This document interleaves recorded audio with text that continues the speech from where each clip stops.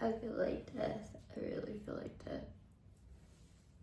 I feel like I have the flu. I ache all over. I wanted to sleep all day, but my neighbors wouldn't let me. I don't know what that did for anybody, but I want to talk to you about something very important in case something ever happens to me. It's very important to me. And it is, why does race matter? Why does somebody's race matter? And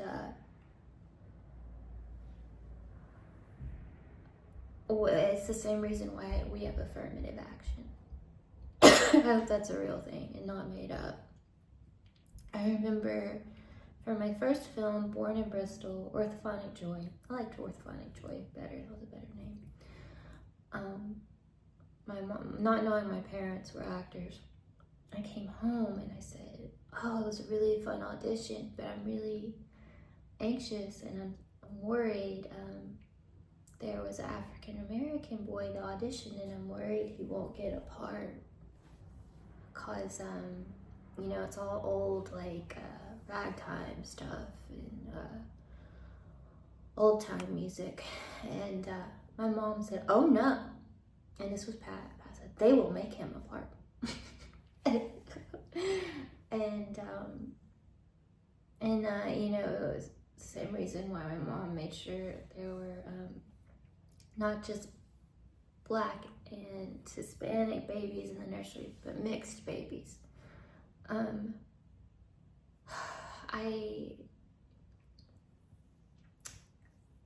There has to be representation in Hollywood, and it makes me sick that people, for one, have said they were me that weren't kind people and had none of my races. You know, I come from, both of my dads, Berg and Bob, are some of the biggest Jews in America. Most well-known Jews, big Jewish. You know, Bob is, I think, first or second generation off the boat. And, you know, my mom's dad was born in Puebla, Mexico, and her mother in Scotland. So I just can't believe that people would say they were me and claim it so hard and make so much money off of it. It's different to do like a spoof or to do kind of like an SNL thing, but even if someone said, for instance, this is an instance, I'm a love Rosa Parks and Harriet Tubman, huge fan.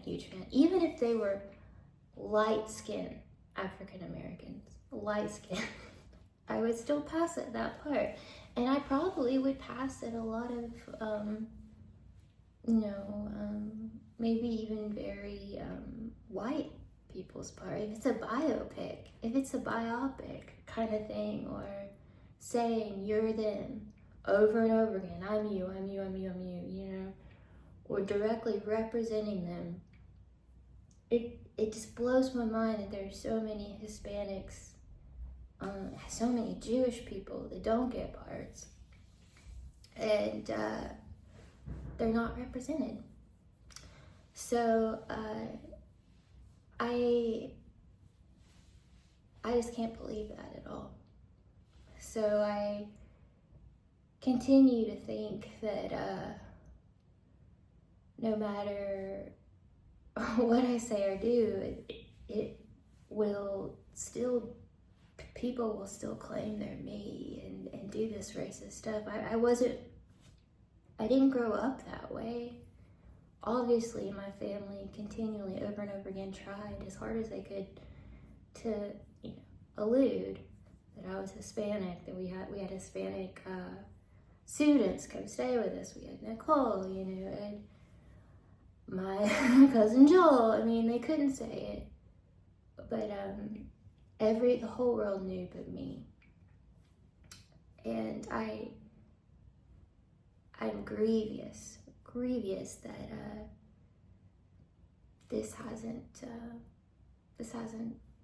been cleared up.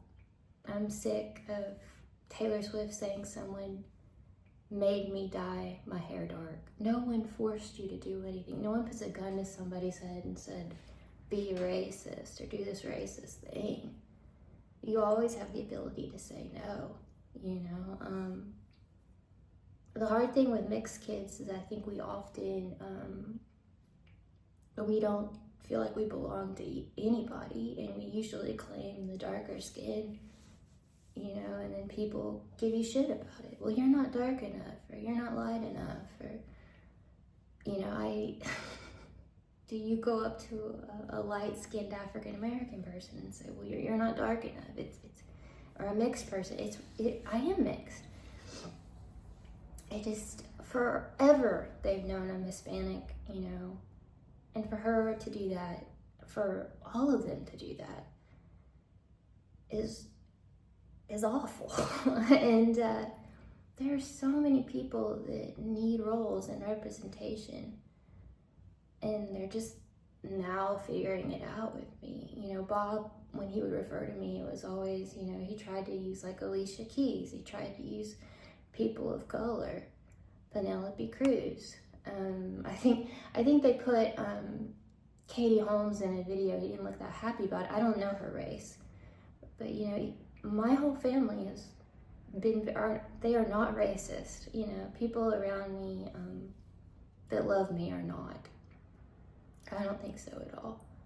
So I just want to tell you that I have a ton of my heroes are, you know, civil rights leaders. But if someone asked me to be them or represent them and say I was them, it would not do their race justice. And every time I see Louise, or I see children that are not seen on TV. No, you don't even see Hispanics as news anchors. Or I'm serious. You know, you don't hardly see them anywhere. And if you do, it's usually on Telemundo or Hispanic TV, and they're a huge part of our population. And same with Jews. You know, extremely, like Jewish women. It's sad to me that so many Jewish women feel like they have to have rhinoplasty and stuff like that. It makes me sad. And I have a very Jewish nose, you know. So it's not that those women aren't beautiful and talented, but they're nothing like me. And I do find it racist, and I do pray that we have to keep continually going forward. And just stop that. I really feel sick. I really feel sick, but I'm always worried someone will not hear my voice. And the moment I could have just cried with pride, I think I saw a Barbie doll in a wheelchair with a service dog, which came out I think this year, and there was a girl that had some disability in a wheelchair flipping out, and I was like, if I even had like a tiny percent of that even happening, that just like made my life. And then I saw an American Girl doll that was Hispanic with my hair, and I could never been more happy in my entire life to think that I could possibly make a child feel more comfortable in their world or more accepted. To me, that I would stay another month or two in this hell to do that.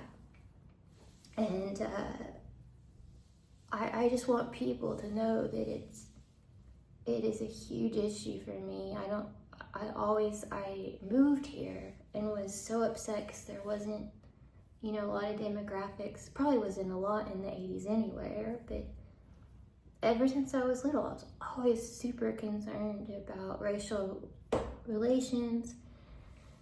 And if I can help any minority any gender equality, any child, anyone in a situation to feel better, I'll suffer through it for a little bit longer till we get it cleared up. But I just want to tell you that please, for me, it's not about who's better or who's prettier or who's more talented. It's just we need representation in Hollywood, and it makes me so sick that Disney or whoever has let these women do that. There was this huge argument at in rehab, one of the most horrible days, about my race. And Taylor, the girl playing Taylor, was awful about it. She almost hit me. Thank you, Taylor, again. But I remember a Hispanic girl getting upset, and now I know why, because she knew I was Hispanic. And she said she couldn't take up for me because no one could there, but a Brazilian girl was getting upset because she knew that I was Hispanic. And they were telling me some racist stuff about me. But I do want to applaud Martin Scorsese for the casting in Killers of the Sunflower Moon. The natives is beautiful, beautiful. And I loved working with the natives at rehab.